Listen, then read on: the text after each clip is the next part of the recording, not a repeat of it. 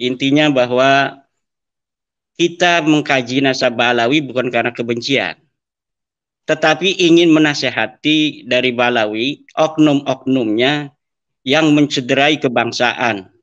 Bahkan negara kesatuan Republik Indonesia dibuat susah 2016, 2019 oleh narasi-narasi anti pemerintah yang dikembangkan oleh oknum-oknum Balawi. Kita ingin menasehati, kalaulah mereka berbuat demikian karena nasab mereka itu putus, nasab mereka itu batil, nasab mereka itu maudhu. Kita berbangsa bertanah air di Indonesia ini bersama-sama. Mari kita bangun negara kesatuan Republik Indonesia ini. Tidak boleh ada lagi satu suku lebih merasa lebih tinggi atau lebih mulia dari suku lainnya. Kita bangsa Indonesia 1945, kita merdeka dengan senang hati. Orang-orang yang bukan keturunan bangsa Indonesia kita terima sebagai warga negara Indonesia. Mari kita sama-sama bangun negara kesatuan Republik Indonesia ini. Dan warga NU sebagai mayoritas Islam yang ada di Indonesia mengaku dirinya sebagai NU tidak boleh menjadi objek bagi orang-orang yang mengaku sebagai keturunan Nabi, kemudian mengeksploitasi pengakuan itu untuk memperbudak umat Islam, terutama warga Nahdlatul Ulama, warga daripada organisasi yang dibentuk, didirikan oleh para ulama, para kiai, penerus perjuangan Wali Songo. Demikian. Assalamualaikum warahmatullahi wabarakatuh. Assalamualaikum warahmatullahi wabarakatuh. Pada perdebatan Kiai Haji Imaduddin Usman Al-Bantani dengan Kiai Haji Farul Rozi, Ketua PBNU, pada acara yang disiarkan secara live oleh Padazuka TV. Di situ Kiai Haji Farul Rozi meminta agar polemik tentang nasab Alwi disudahi dan meminta Kiai Haji Imaduddin agar tidak membawa-bawa NU secara organisasi ke dalam pusaran polemik ini. Sebagaimana kita tahu, polemik tentang nasab Alwi yang oleh Kiai Haji Imaduddin terbukti terputus dari hasil kajian jarah, kajian nasab, kajian pustaka, hingga berdasarkan hasil tes DNA para habib, sudah berlangsung selama setahun lebih dan belum menemui titik terang penyelesaian sampai saat ini. Munculnya polemik ini memang awalnya terpantik oleh munculnya tesis Kiai Haji Imaduddin yang kemudian dibukukan, yang sekarang sudah tersebar luas di masyarakat. Banyak umat Islam sekarang yang sudah terpengaruh dengan pikiran-pikiran, argumen ilmiah yang disampaikan oleh Kiai Haji Imaduddin dalam tesisnya, yang berujung pada sebuah kesimpulan bahwa nasab Alwi, nasab para habaib di Indonesia itu terputus. Munculnya banyak masyarakat kaum muslimin di Indonesia yang pro terhadap tesis Kiai Haji Imaduddin dan tidak lagi mempercayai nasab habaib tersambung ke Rasulullah. Inilah yang dianggap sebagai polemik atau munculnya perpecahan di tubuh umat Islam di Indonesia. Nah, pertanyaannya, apakah Kiai Haji Imaduddin bisa menyudahi polemik ini? Karena beliau dianggap yang mengawali, maka beliau juga yang diminta untuk menyudahi. Jawabannya tentunya tidak bisa. Polemik dan gejolak yang terjadi di masyarakat ini hanyalah ekses. Apa yang dilakukan Kiai Haji Imaduddin itu sudah benar. Yang beliau lakukan ini masih dalam ranah ilmiah. Beliau tentunya dalam memunculkan tesis ini tidak akan berharap bakal terjadi polemik atau konflik di masyarakat. Yang beliau sampaikan ini karya ilmiah yang merujuk pada sumber-sumber data yang valid dan fakta-fakta sejarah, bukan sekedar pendapat pribadi.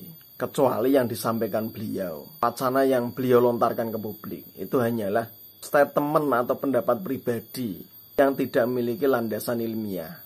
Itu boleh kalau beliau dikatakan sengaja memunculkan polemik atau bahkan fitnah. Polemik ini lahir bukan karena munculnya tesis ilmiah Kiai Haji Imaduddin, tapi karena meningkatnya pengetahuan umat Islam, bangkitnya kesadaran umat Islam di Indonesia yang merasa selama ini dibohongi kalau tesis Kiai Haji Imaduddin ini benar. Jadi polemik ini menjadi sebuah keniscayaan, tidak bisa dielakkan, tak bisa dihindari. Jangankan didukung dengan karya ilmiah yang kaya data seperti tesis Kiai Haji Imaduddin. Jika ada seorang yang berstatement atau menuduh nasab Habib ini palsu tanpa sumber data yang jelas, itu pun akan langsung melahirkan polemik di masyarakat. Dan selama ini tidak ada yang berani mengatakan seperti itu. Apalagi ini didukung oleh sumber data ilmiah yang sangat kuat. Karena sebelum munculnya tesis Kiai Haji Imaduddin ini sudah tertanam, sudah mengakar kepercayaan umat Islam di Indonesia yang meyakini bahwa para habaib di negeri ini benar-benar dzurriyyah Kanjeng Nabi. Jadi jelas ya, polemik ini tidak akan bisa dibendung dengan cara membungkam Kiai Haji Imaduddin Usman Al-Bantani untuk tidak lagi berbicara soal nasab. Meskipun Kiai Haji Imaduddin diam saat ini, tapi pikiran-pikirannya, pemikirannya, karya-karyanya tentang terputusnya nasab Ba'alwi sudah terlanjur tersebar luas dan sudah mempengaruhi pikiran banyak umat Islam di Indonesia. Dan yang namanya pemikiran, pemahaman, itu tidak bisa dihentikan dengan cara-cara yang represif. Yang ada justru pembungkaman terhadap Kiai Haji Imaduddin. Ini sebagai sebuah bentuk pelanggaran konstitusional, pemberangusan terhadap hak-hak berpendapat dan berekspresi warga negara. Dan ini akan mencederai demokrasi di Indonesia. Jadi tidak relevan jika ada permintaan untuk menyudahi polemik ini dengan cara tidak lagi membicarakan soal isu nasab ini. Apalagi sejatinya polemik ini yang mengawali bukanlah Kiai Haji Imaduddin, tapi justru dari Robitoh Alawiyah, dari klan Ba'alwi sendiri. Mereka yang memulai menarasikan, mengklaim sebagai cucu Kanjeng Nabi, yang itu dilegitimasi dengan kitab-kitab karangan mereka sejak abad ke-9 Hijri, yang kemudian dikokohkan lewat doktrin-doktrin di kalangan mereka, hingga indoktrinasi yang menyebut bahwa para habaib itu keturunan Rasulullah, berhasil meyakinkan umat Islam di Indonesia. Hingga selama kurang lebih 5 abad, masyarakat muslim di Indonesia, karena doktrinasi yang masif, mereka akhirnya meyakini bahwa para habaib yang tinggal di Indonesia itu benar-benar dzurriyyah Kanjeng Nabi. Jadi yang paling tepat dituntut untuk bisa menyudahi polemik ini justru adalah Robitoh Alawiyah atau klan Ba'alwi. Karena mereka yang memulai, mereka yang mengklaim mengaku-ngaku sebagai dzurriyyah Nabi. Dan akibat perbuatan mereka, banyak umat Islam di Indonesia yang mempercayai, banyak yang menjadi korban indoktrinasi, kesadarannya dirusak. Mereka menjadi umat yang terbelakang, dipaksa mempercayai hurufat-hurufat, bahkan banyak yang didawiri.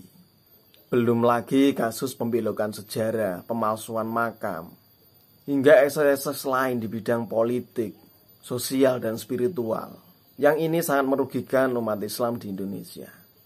Jadi siapa yang patut diminta untuk menyudahi polemik ini? Ya mereka. Dengan cara apa? Ya dengan cara mengakui kesalahan dan perbuatannya merugikan umat Islam. Kalau pangkalnya berawal dari pengakuan mereka yang mengklaim sebagai dzurriyyah Kanjeng Nabi, mereka sekarang harus mendeklarasikan, mengumumkan kepada umat Islam di Indonesia bahwa mereka berdasarkan kajian historis, pustaka, dan tes DNA tidak terkonfirmasi sebagai dzurriyyah Kanjeng Nabi. Itu yang pertama harus mereka lakukan. Yang kedua, mereka harus meminta maaf kepada seluruh umat Islam, khususnya di Indonesia, terhadap ekses-ekses negatif yang ditimbulkan, kerugian-kerugian yang dialami umat Islam akibat ulah dan perbuatan oknum-oknum di antara mereka yang menyalahgunakan label keturunan Nabi untuk memperdaya umat. Jadi itu ya, pertama mengakui kesalahan, kemudian meminta maaf. Dengan cara itulah baru polemik tentang nasab Ba'alwi di Indonesia, dan sekarang sudah merambah ke negara-negara lain seperti Malaysia, ini akan berakhir. Karena prinsipnya siapa yang mengawali, dialah yang bisa mengakhiri. Yang mengawali bukanlah Kiai Haji Imaduddin. Tesis Kiai Haji Imaduddin hanyalah respon, reaksi terhadap aksi yang awalnya dimulai oleh klan Ba'alwi. Sepanjang itu tidak dilakukan oleh mereka, maka jangan harap polemik ini bisa segera berakhir. Wassalamualaikum warahmatullahi wabarakatuh.